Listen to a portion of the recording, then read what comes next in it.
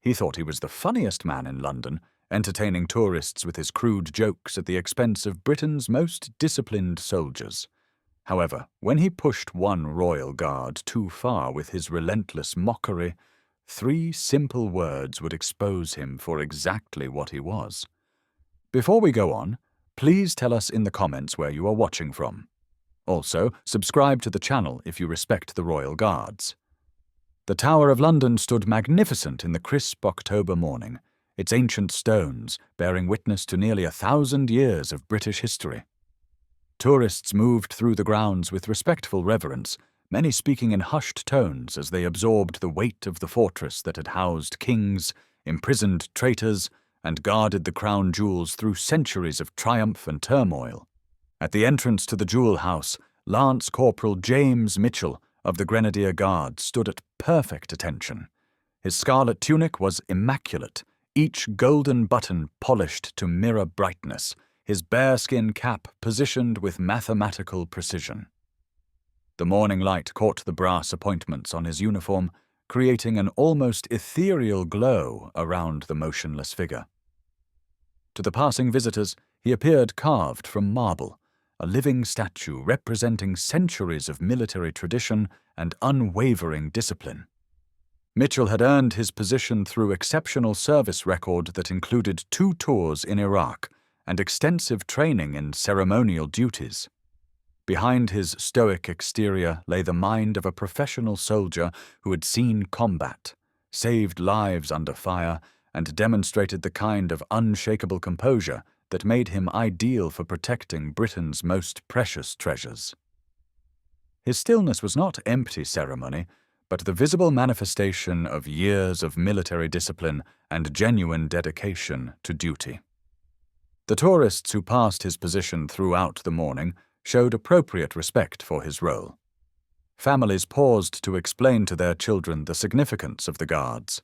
Elderly visitors nodded with appreciation, born of their own military service, and international guests marveled at the pageantry and tradition on display. But among the respectful crowds that October morning was someone who viewed the world through an entirely different lens.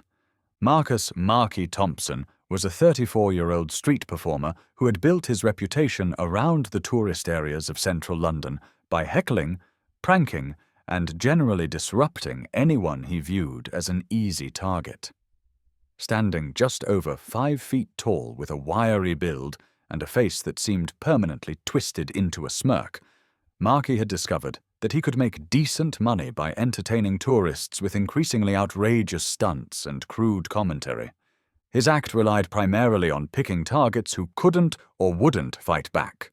Street musicians focused on their performances, mime artists maintaining their characters, and especially the royal guards, who were bound by strict protocol to maintain their ceremonial composure regardless of provocation. Marky had made the guards his specialty over the past 3 years, developing what he considered a sophisticated routine of jokes, impressions, and physical comedy designed to break their legendary discipline. He had YouTube channels dedicated to his guard baiting, as he called it, and had even managed to get a few minor viral moments when tourists shared videos of his antics. In Marky's mind, he was providing a public service, exposing what he saw as the absurdity of maintaining such rigid traditions in the modern world.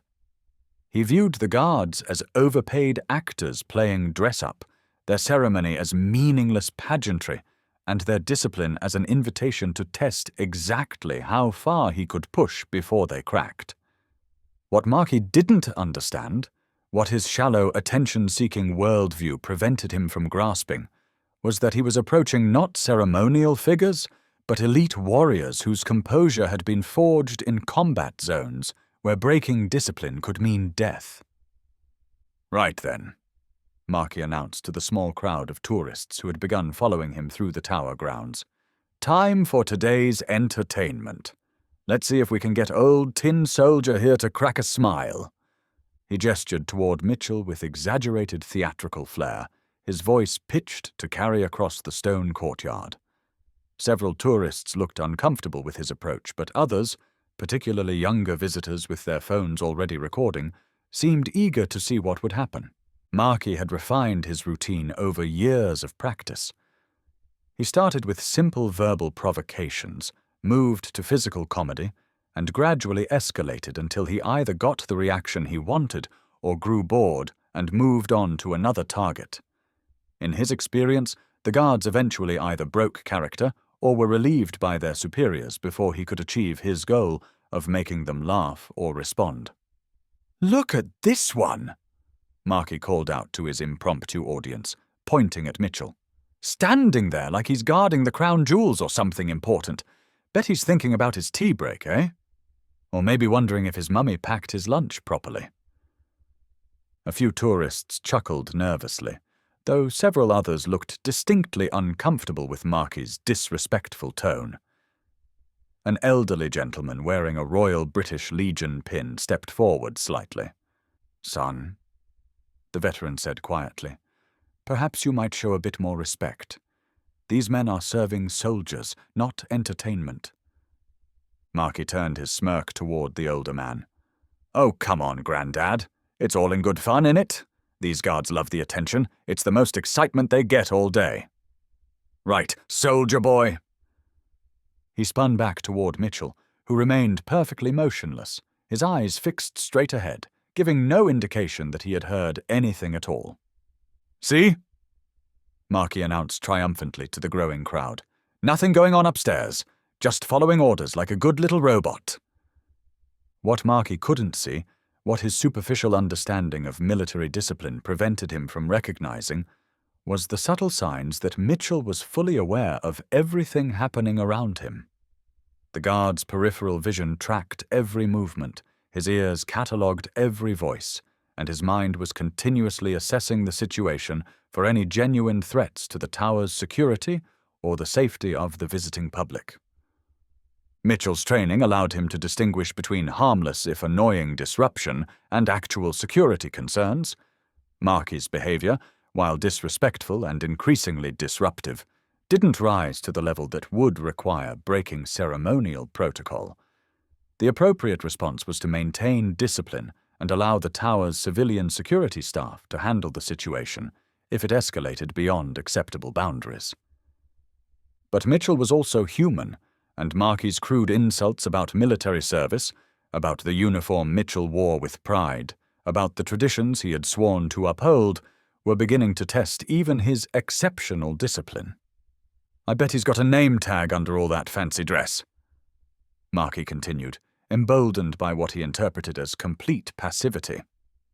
"Probably says, 'Hello, my name is Jeffrey, and I'm pretending to be important.'"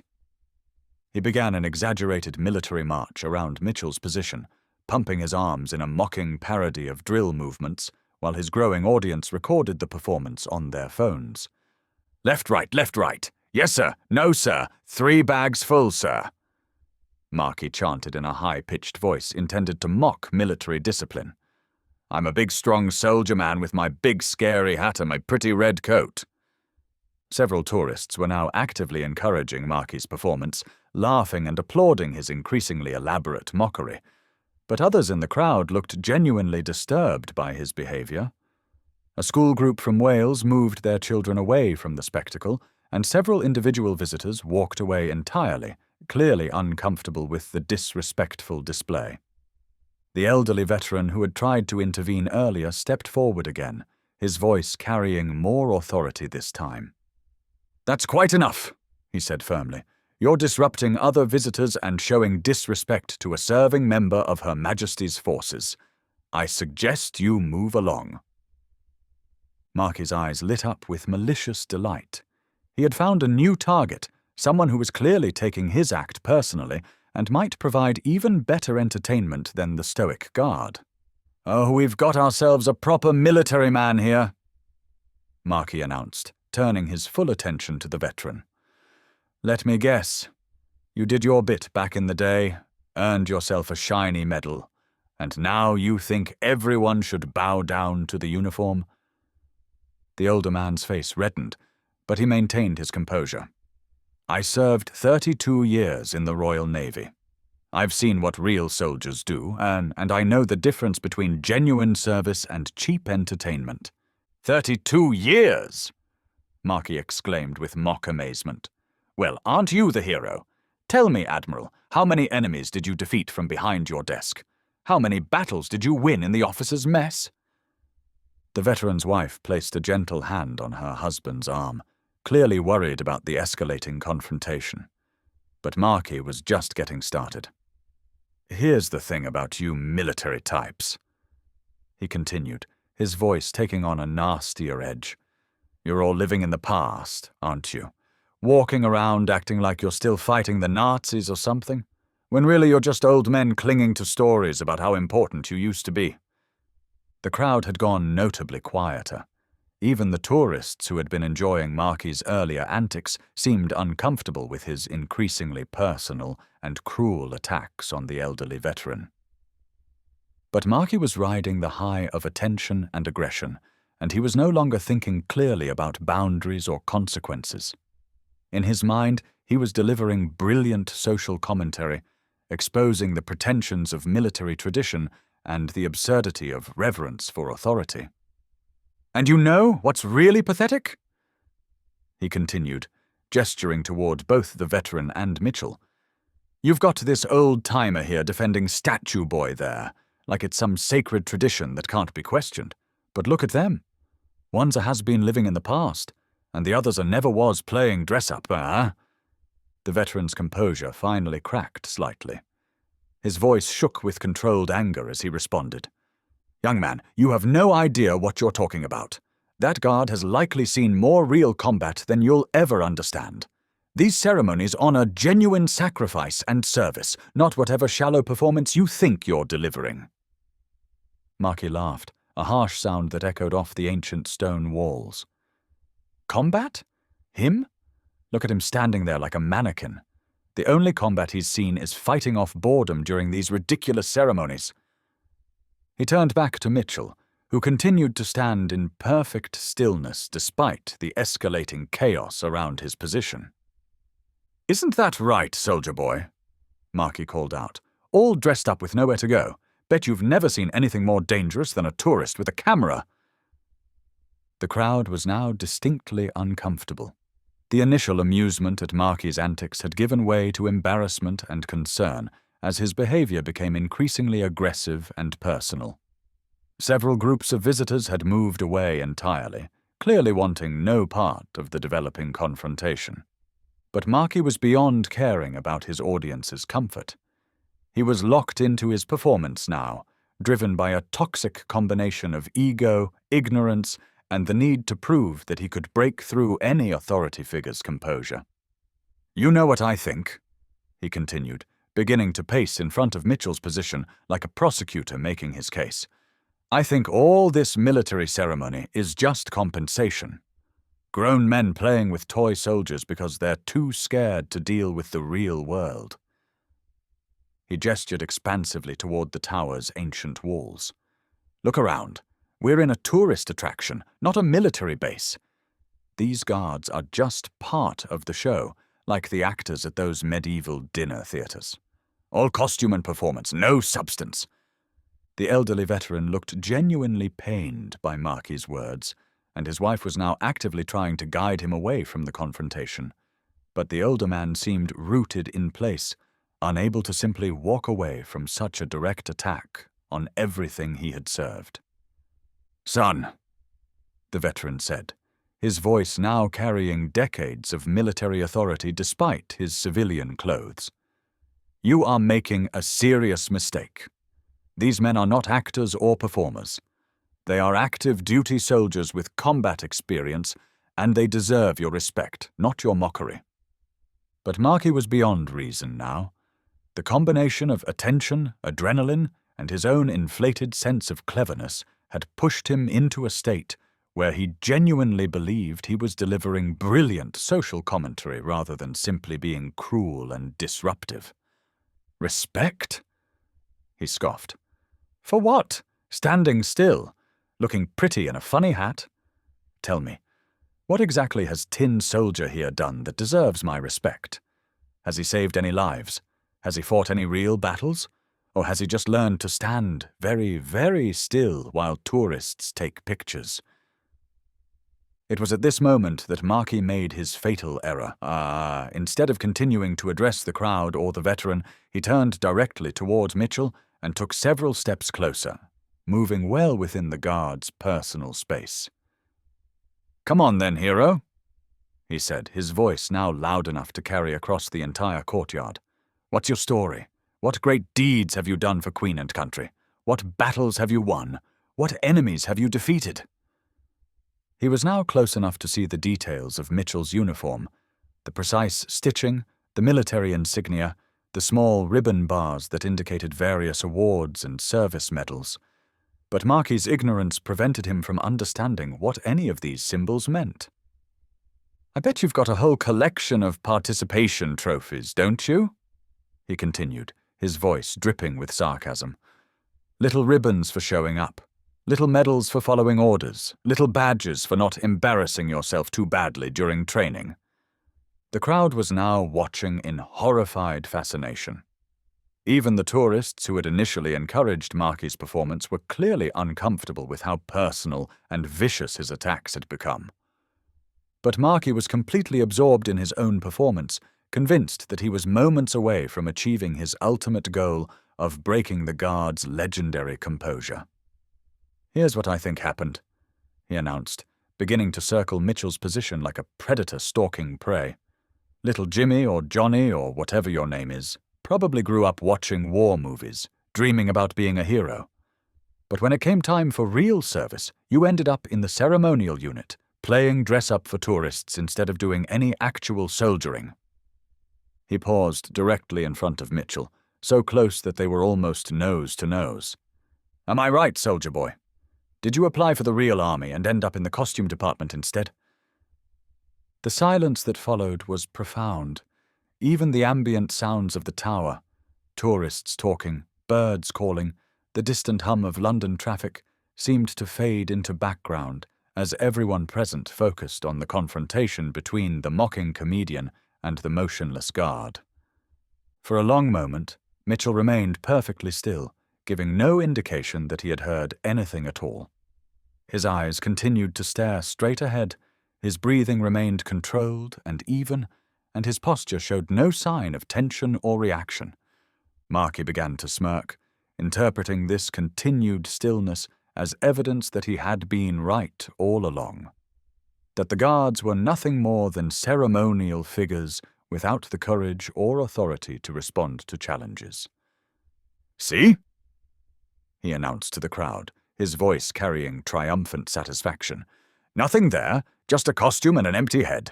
All show, no substance, just like I said." But then something shifted in Mitchell's bearing, something so subtle that most of the crowd missed it entirely, but so significant that those with military experience recognized it immediately. The elderly veteran straightened instinctively, his own military training responding to something he sensed rather than saw. Other tourists with service backgrounds also seemed to tense, as if some invisible signal had passed through the crowd. What they were sensing was the moment when Lance Corporal James Mitchell made the decision that Markey's behavior had crossed from harmless disruption to unacceptable assault on military honor and discipline. Mitchell's training included specific protocols for dealing with situations where civilians became abusive or threatening toward royal guards. In most cases, the appropriate response was to maintain ceremonial bearing and allow civilian security or police to handle the situation. But there were exceptions. Moments when the attack on military dignity became so severe that a measured response was not only authorized but required. Markey had crossed that line, without moving his body, without shifting his stance, without changing his overall posture in any way that would break his ceremonial bearing. Mitchell spoke. His voice was quiet, controlled, and carried the unmistakable authority of someone accustomed to command and combat. When he spoke, every person in the courtyard heard him clearly, despite the fact that he barely seemed to raise his voice above normal conversation level. Helmand Province. 2 words. Simple, direct, and absolutely devastating. The effect on the crowd was immediate and electric. Those with military knowledge recognized the reference instantly. Helmand Province in Afghanistan, one of the most dangerous combat zones British forces had operated in during the War on Terror, where some of the fiercest fighting and heaviest casualties had occurred.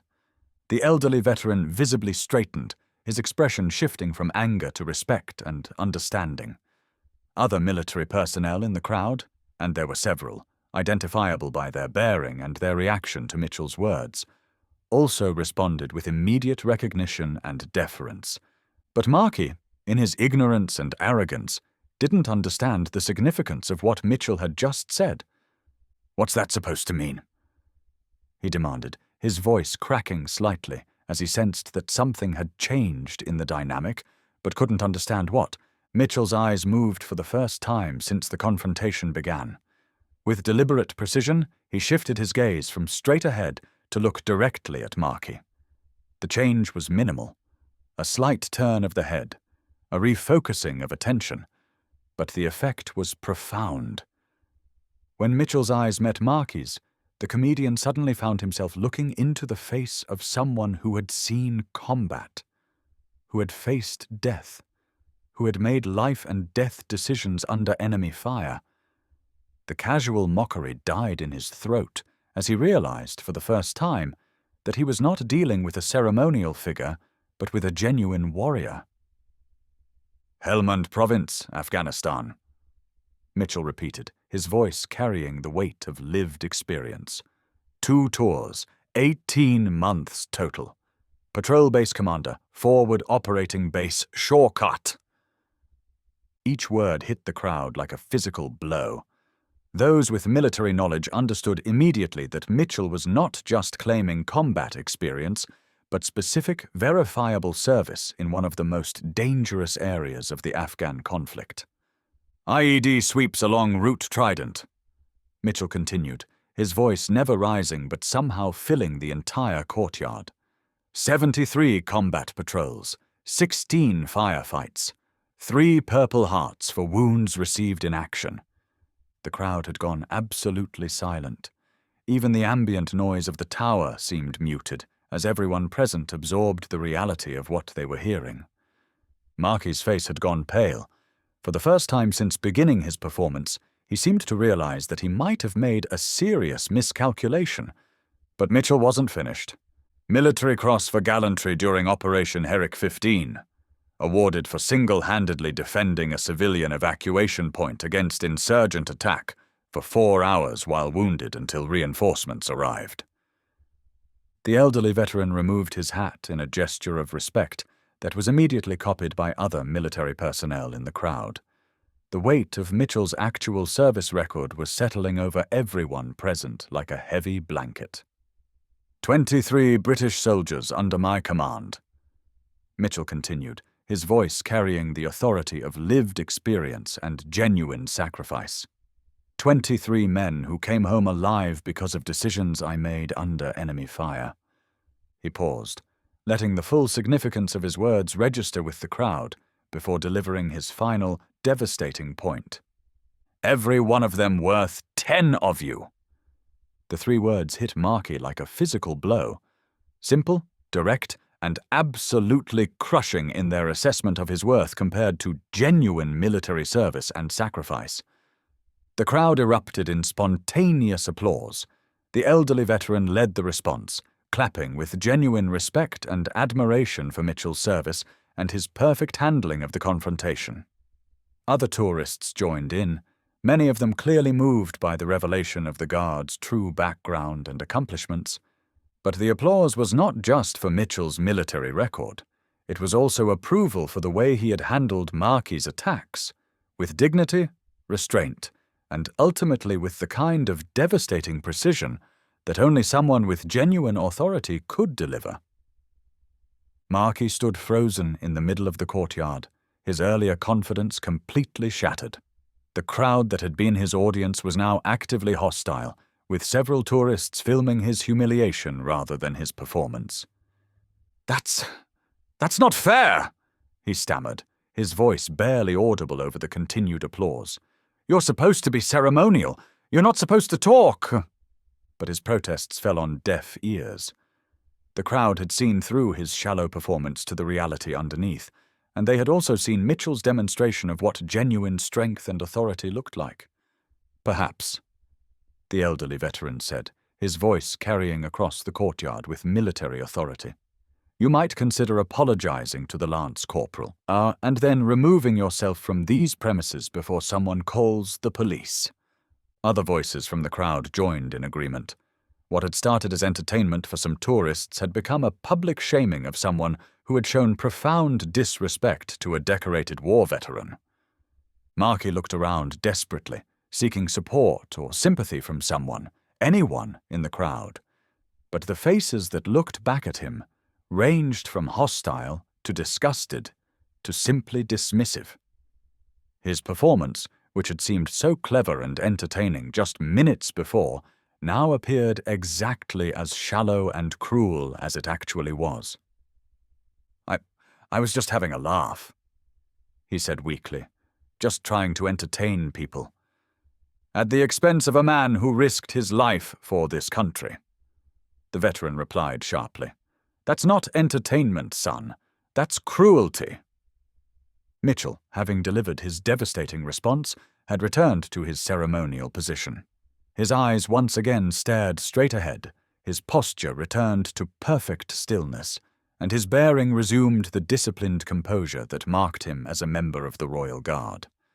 But everyone present understood that they had just witnessed something extraordinary, a moment when centuries of military tradition and discipline had been perfectly demonstrated through restraint, knowledge, and moral authority. The crowd began to disperse, but many tourists stopped to offer respectful nods or quiet words of thanks to Mitchell as they passed his position. Children who had watched the confrontation asked their parents about military service, clearly inspired by what they had witnessed. The elderly veteran approached Mitchell's position and offered a precise military salute, which Mitchell acknowledged with the slightest nod of respect. "Thank you, Lance Corporal," the older man said quietly, "for your service and for reminding us all what genuine honor looks like." Markey remained frozen in the courtyard for several more minutes, clearly struggling to process what had happened to him. His phone, which he had been using to record his performance for social media, lay forgotten on the stone ground. His small crowd of followers had evaporated, and the tourists who remained were pointedly ignoring him. Finally, with what little dignity he could muster, Markey began walking toward the tower exit. But as he passed Mitchell's position one final time, he couldn't resist one last attempt to salvage his pride. "This isn't over," he muttered, just loud enough for the guard to hear. Mitchell's response was immediate, quiet, and final. "Yes, it is." 2 more words, delivered with the same calm authority that had characterized his entire response to Markey's attacks. But these words carried the weight of absolute finality, the voice of someone who had faced real enemies in real combat and was utterly unimpressed by the threats of a small-time comedian. Markey said nothing more. He walked quickly toward the exit, his shoulders hunched with defeat and humiliation. As he disappeared through the tower gates, the normal rhythm of tourist activity resumed. Visitors continued their tours, guides resumed their historical narratives, and the ancient fortress returned to its usual atmosphere of respectful reverence for British history and tradition. But the impact of the morning's confrontation continued to ripple outward in ways that neither Mitchell nor Markey could have anticipated. Several tourists who had witnessed the encounter posted videos on social media, but instead of mocking the Royal Guards as Markey had intended, these posts praised Mitchell's professionalism and highlighted the genuine military service that backed up the ceremonial traditions.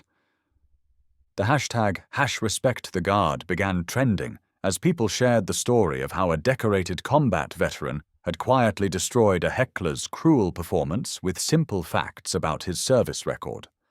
Educational content creators used the incident to discuss the real backgrounds of Royal Guards, explaining that these positions were earned through exceptional military service rather than simply assigned to ceremonial units. Military recruitment offices reported increased interest from young people who had been inspired by Mitchell's example of combining combat experience with disciplined service to tradition and country. But perhaps most importantly, the incident had restored a measure of dignity and understanding to the Royal Guards themselves. Too often, they were seen as quaint traditions or tourist attractions, rather than as the highly qualified military professionals they actually were.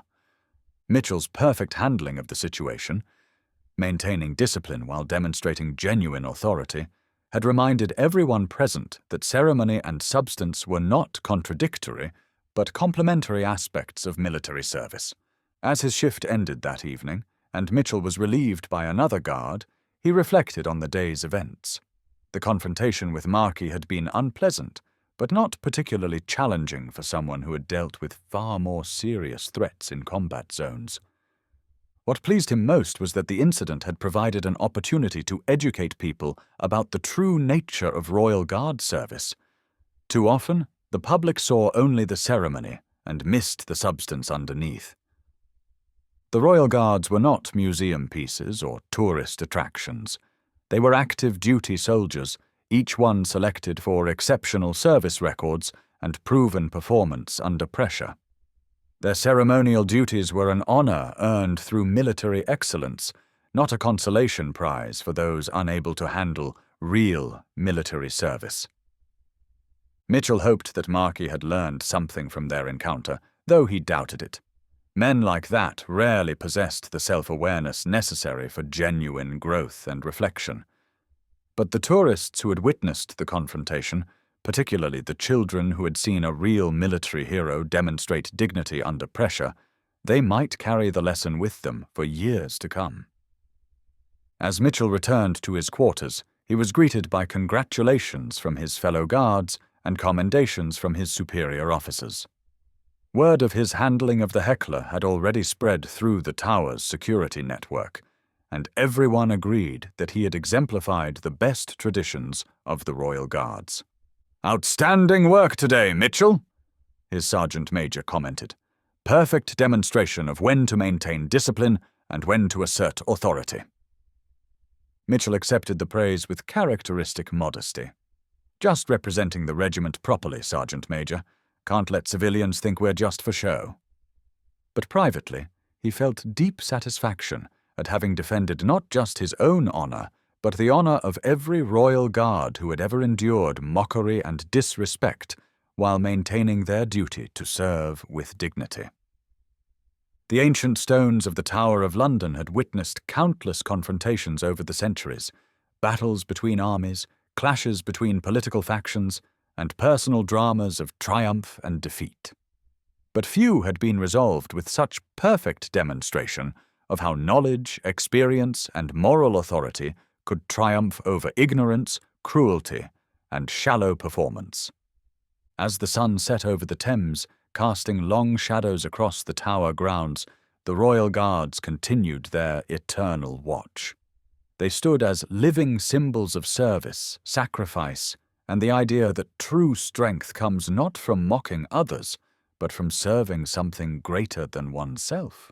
The morning's confrontation had ended not with violence or lengthy arguments, but with truth, dignity, and the quiet authority that comes from genuine accomplishment rather than manufactured controversy.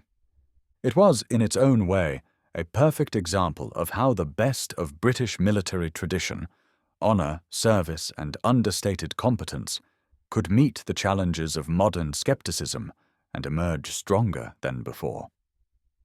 What are your thoughts about this clash between shallow mockery and genuine military honor? Share your opinions in the comments below. Remember to like this video and subscribe to our channel.